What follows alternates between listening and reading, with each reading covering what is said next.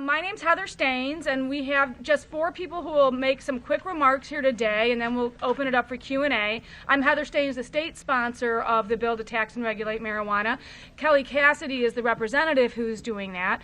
And then we'll also have 2 other advocates come up and speak to you. So Kelly and I really decided to be introducing this bill now because prohibition just plain doesn't work with marijuana. 100 million people throughout the United States admit to using marijuana. Right here in Illinois, it's about 750,000, yet it's only 97% of those folks are buying this off of an unregulated market that criminals are controlling. It just plain doesn't work. Our goal here is to try to set in place a regulatory structure. It's the way the bill works, as we presented it, is that under 28 grams, it would be legal, 28 grams would be legal to possess, so small level possession. We already did last year, as you may recall, decriminalize up to 10 grams of marijuana, so this is broadening that a little bit. We also already have medical marijuana in place here in Illinois, and it's been a very controlled environment. We'd like to expand that now to general recreational use under that same kind of structure and bring it out into the open and regulated environment. So now you can make sure you're getting safe products through a taxed and licensed business. We estimate that doing it this way could generate revenues of up to $350 to $700 million. So it'd be, given the way we are right now in the state, we think talking about this revenue potential is timely and important. But we also think there's a lot of other benefits that come with bringing it into an open, regulated market. Public safety benefits, really reducing the prison population for issues that don't belong there, allowing law enforcement to focus on bigger challenges. And we also think that there's a lot of job and economic development opportunities from this as well. So I think there's a whole range of reasons to be doing this. We are starting and want to do this in a very public way and really having a large public dialogue and conversation about what's the right way of thinking about this for Illinois. We are today posting, we're going to have our first subject matter hearing, which means we don't plan on voting on this bill, but we just want to have it heard and start getting testimony on it next week, April 19th, across the street in the Bolandic Center here in Chicago. We'll have a hearing at 11 a.m. We're going to have 2 people come and present that I think will be really informative to learn from other states' experiences. Barbara Brohl is the executive director at the Department of Revenue in Colorado. And she's been responsible for overseeing and implementing marijuana in the state of Colorado. And she'd been involved both in medical marijuana there as well as now when they went to tax and regulate. So she can speak very specifically around what the Colorado experience has been. So we're really looking forward to learning positives and negatives, how that's worked in Colorado. And then we're also going to have Carmen Hansen, who's the Director of Public Health Programs at the National Conference of State Legislators, to put in context not just Colorado, but other states, what the situation for regulating marijuana is across the country.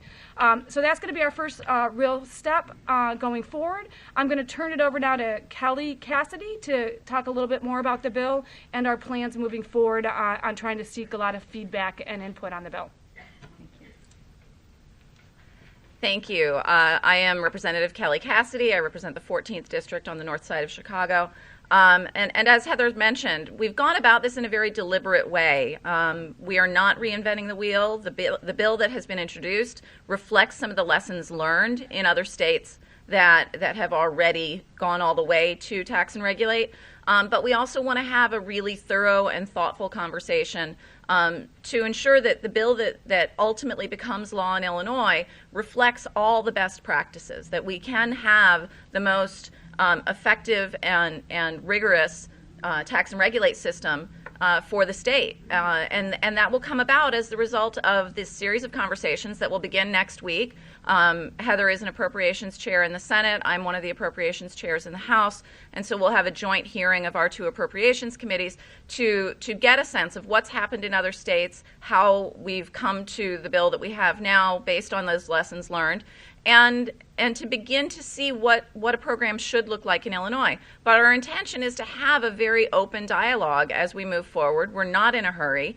We want to do this right. So we intend to have a series of hearings, a series of these conversations, so that our colleagues can get all the information they need to make an informed decision. Looking at, and Heather touched on some of that, the economic development issues, the public safety issues, the public health issues, all of those components will be flushed out through the process of vetting this bill. Right after we introduced the bill, there was a poll release that showed over 66% of people in Illinois support full legalization. And I have said it before, and I'm going to say it a lot between now and when this becomes law. People evolve a lot more quickly than politicians. And so as a result of that, we intend to ensure that our colleagues get the information they need, they get their questions answered, so that when we do implement a policy in Illinois, it is fully fleshed out and it is the best possible policy we can have. I'm thrilled to be joined today by Reverend Al Sharp, who is helping to launch a coalition of those people who have evolved more quickly than politicians. A Safer Illinois is launching as well to begin to illustrate the broad support that this policy enjoys in Illinois. And I anticipate that Safer Illinois is going to grow very quickly as people learn about our work and learn about the proposal and the process by which we want to go about this. So without further ado, I'm going to bring up Reverend Sharp. Thank you. I'm Reverend Alexander Sharp. I'm Executive Director of a national group based in Chicago called Clergy for a New Drug Policy. And we seek a health, not punishment response to drug use in this country. The war on drugs has failed, and we are looking for a better way than prohibition to deal with the reality of drug use. It's my privilege to be working with a coalition that is taking shape, but one that I have seen in states all around the country, because I do travel to other states. I've been to Connecticut, to Rhode Island, which today could be considering a measure very much like what we're talking about here. It's worth specifying the number of states that have already legalized cannabis, 8 throughout the country, and others are considering it as we speak. So a coalition is forming, I would say has formed, a Coalition for Safer Illinois, and it represents a broad base of groups, again, that I've seen working together in other states. We have, in addition to clergy, we have law enforcement, action partnership called LEAP, which has been very active nationally and is represented here today. We have a national group called Physicians to Regulate Cannabis, Doctors to Regulate Cannabis. I've worked with the founder of that. They are active in a number of states and will be active here. We have community leaders who are prepared to speak out both from congregations and from their own communities. Now, I won't speak for the whole coalition and all points, but I will raise several points very succinctly that have been mentioned already. We care about this because regulation is the best way to protect the safety and health of our kids. Prohibition is not the answer. When you have regulation, marijuana is identified, it's tested, it's labeled, it's packaged. Kids will know what they're getting, or adults over 21, and in fact will differentiate from the bad stuff that you get through an illicit market and stuff that is regulated and is a knowable, safer product than we might otherwise have. A second reason is implied in the first. We're taking out the illicit markets that aren't out to help the kids that they're selling to in back alleys, and often are leading them to harder drugs. That's the gateway when it comes to marijuana. It's not the normal assumption that some people make. And their kids are getting, not only coming into contact with bad people, they're getting adulterated stuff that can really hurt them. There's one feature of this bill that has not been mentioned that I think is very important, especially speaking about as clergy. How we educate our kids is terribly important. It's through persuasion. It's through the right kind of education, not the just say no that we heard about in the 1980s. And this bill provides money for education broadly in Illinois, but it also provides money for drug treatment. It provides support for a public campaign on alcohol and marijuana. So it serves a very valuable purpose that way, or will when it passes. So there are many reasons to support this bill. Other coalition members will have reasons of their own perspective, but those are 3 leading reasons. I've been working for a long time now with a partner that I didn't mention, the Marijuana Policy Project. They are active nationwide. They are a first-rate group.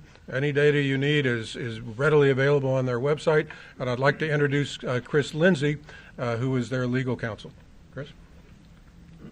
Thanks very much, Al. Well, I want to thank everybody for being here today.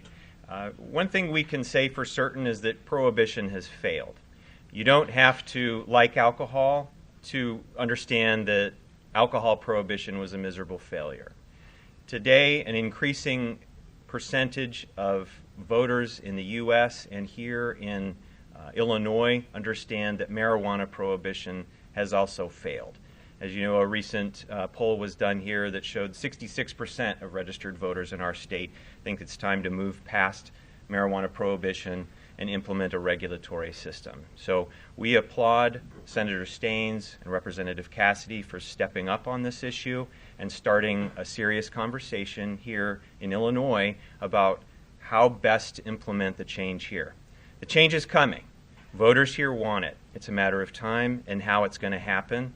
I think this is a smart approach. It allows everybody to come to the table and figure out which best policies around the country would work best for folks here in Illinois. So MPP is here as a strong supporter of this, as are many of our members around the country here in Illinois, but also we've got organizations now that have agreed to lock arms in support of this effort. And so in the months and potentially sessions to come, we're here to support this effort and provide a voice for those who until now haven't really been heard.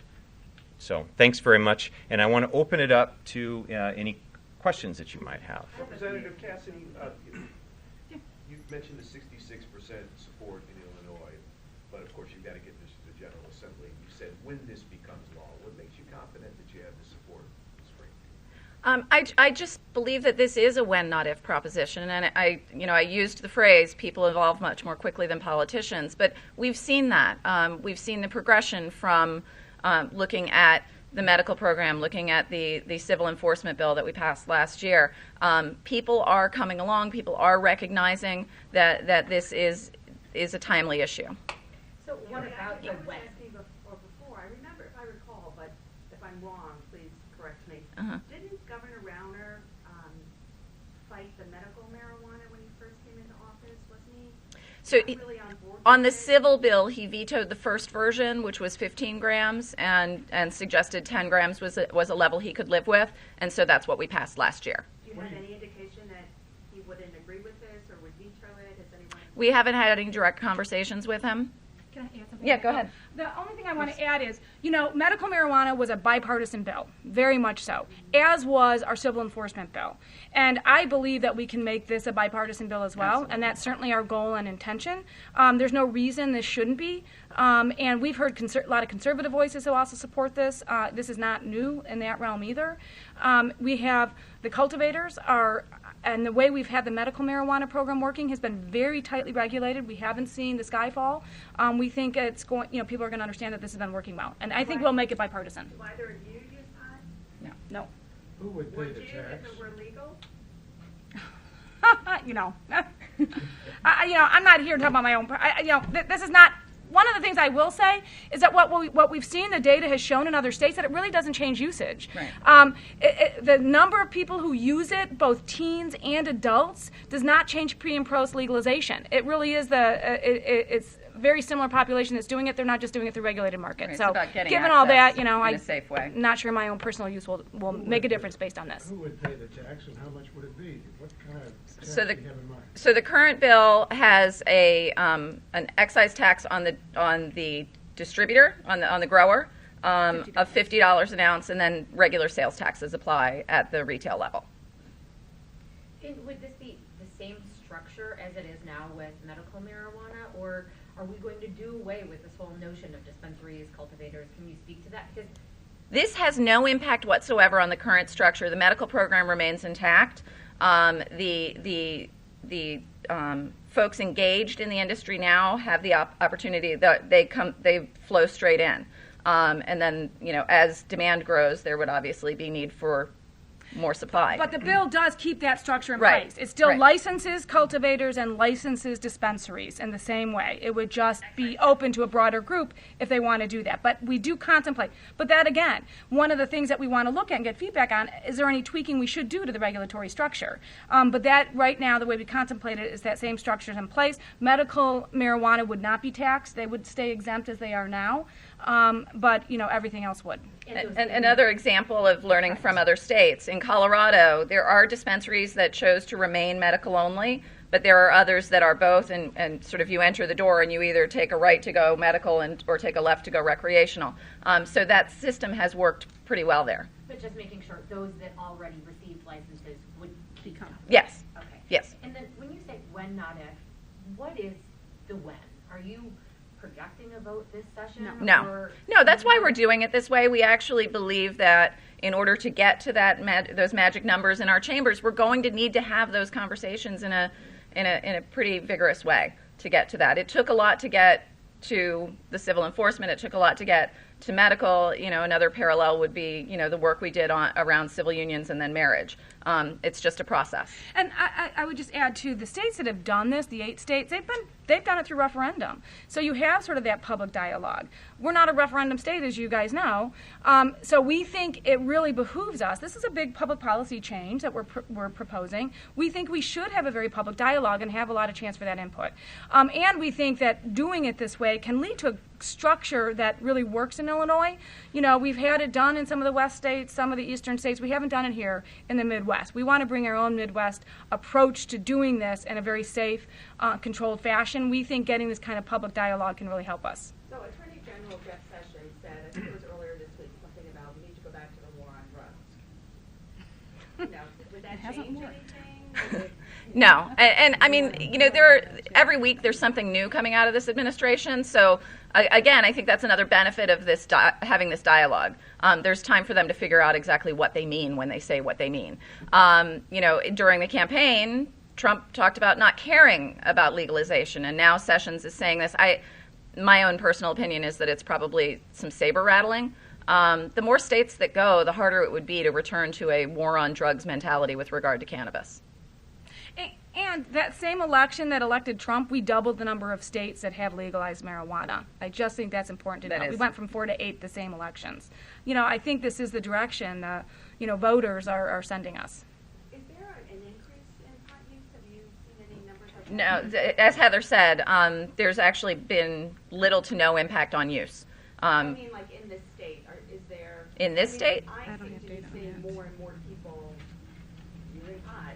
More of my friends, more people I know. I mean, do you know if the increase in usage has gone up? I'm not talking about just legalizing it, but I don't think there's any data on that. But what we do know is in states that have gone to a legal marketplace, usage hasn't changed.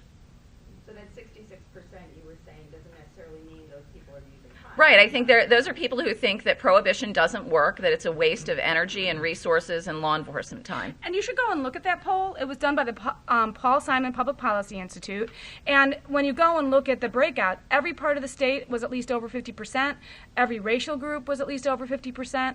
It was really across the state. Yeah. Bipartisan, Republicans and Democrats. It was very broad-based support. Age, everything. It was quite remarkable. Could you assess how well you think both the medical marijuana law as well as the decriminalization have panned out in work? So on the ticket bill or the ticket law, we still have a pretty short window since it's been in effect, but we do see a higher number of tickets being issued because we took away the option of arrest. So it does seem to be working, and again, the sky hasn't fallen. Our medical program has had some hiccups in terms of, our condition numbers are low, so we've had a low number of patients. The industry is struggling, and it took some time to get folks up and running, and we're seeing even here in the city, like getting through. It's one thing to get through the state regulatory level. Now you got to get through the city regulatory level before you can get your doors open. So I think we've had challenges in that regard. But again, the beauty of this conversation is that those things will have been addressed as we get to the place of a full legalization.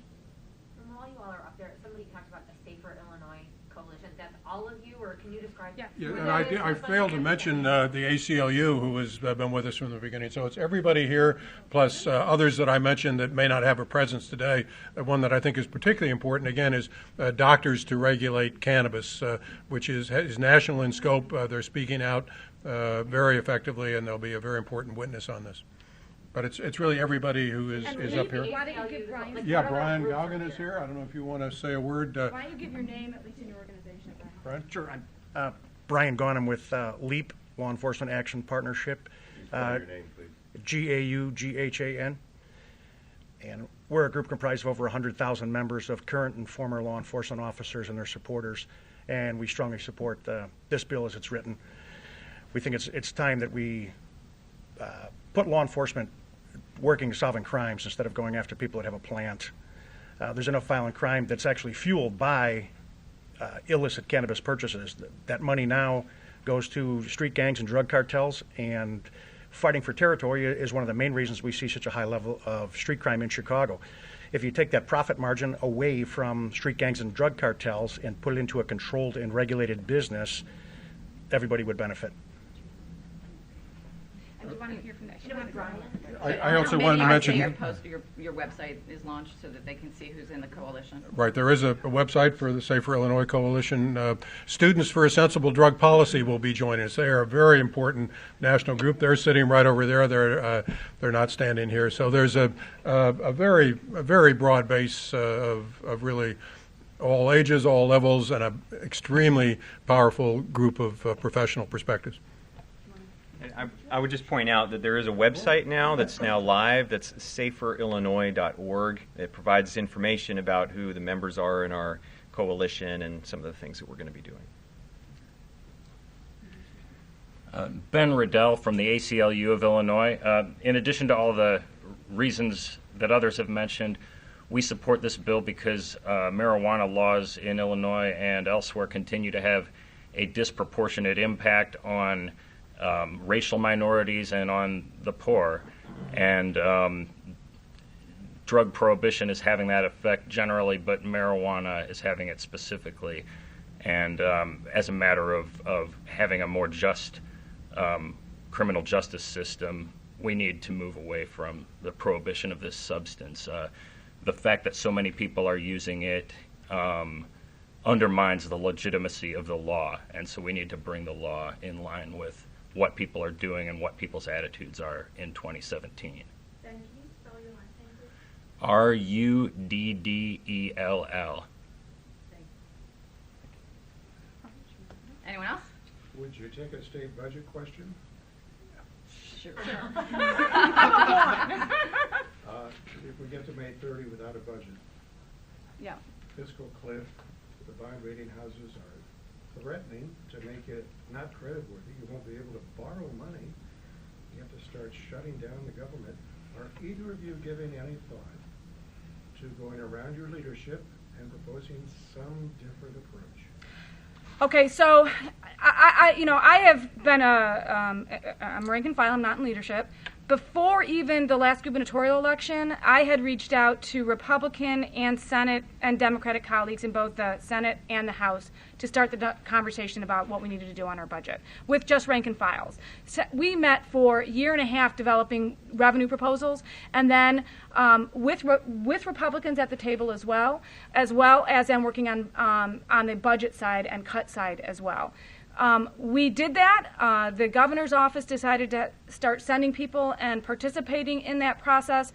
When we were getting ready to go public with something at that point, we ended up sort of more melding in with the governor, who then got elected, his official process. So we did a lot of the feed work for the official negotiations that were going on, both on the non-budgetary stuff, but really as well as the budgetary stuff. Both the revenue bill, our work had started, what they used first as the revenue part of the discussions that were led by the governor's office, as well as our work on the cut side was what the budget director used as his lead for how we actually would maybe make cuts to the budget side and sort of balance things out. I'm very willing to do that, have been all along. My frustration has been, I can tell you that as we've been continuing to then take this and work on the grand bargain in the Senate, Every time we get close, we've been undermined, not by the Senate Republicans themselves. Leader Radonio and Senate President Cullerton have been very supportive, but the governor's office come in and pulled off the rank and file Republican vote. I'm willing any time, but it doesn't work with just Democrats. I need Republican colleagues willing to stand up with me. You give me 2 Republican colleagues who are willing to stand up with me, and I'm there. Any rank and file, anyone. The problem is that the governor has kept, and his office have been continuing to pull them off. You can't do this with just one party. We have to, I think, given the scope of it and given the number of votes you need, I think we can only do this in a bipartisan fashion. So yes, I've considered it from day one, and will continue to. Representative, are you giving any thought to going around your leadership? Just like Heather, I have been for quite some time. I will say, as one of as part of the House Budget team, the Speaker isn't involved. We are free to operate in the way we choose, and we are doing that. We've sought the involvement of the Republican caucus with no response. And like Heather said, we simply don't. Even when we had 71 Democrats, we didn't have 71 votes. Now we don't even have that, and so it has to be bipartisan if we're facing a veto. Why do you think Speaker that isn't involved, is that true enough to print? He does not participate in our working group meetings. He came to the first one, said, "Go."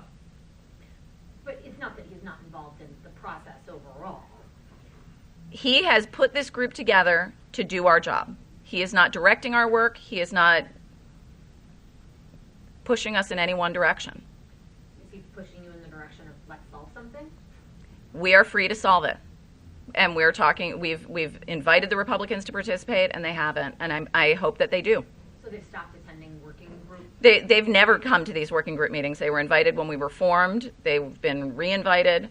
Hopefully they'll come. What is the difference there between the cooperation in the Senate that has been very bipartisan and not in your chamber? I don't know.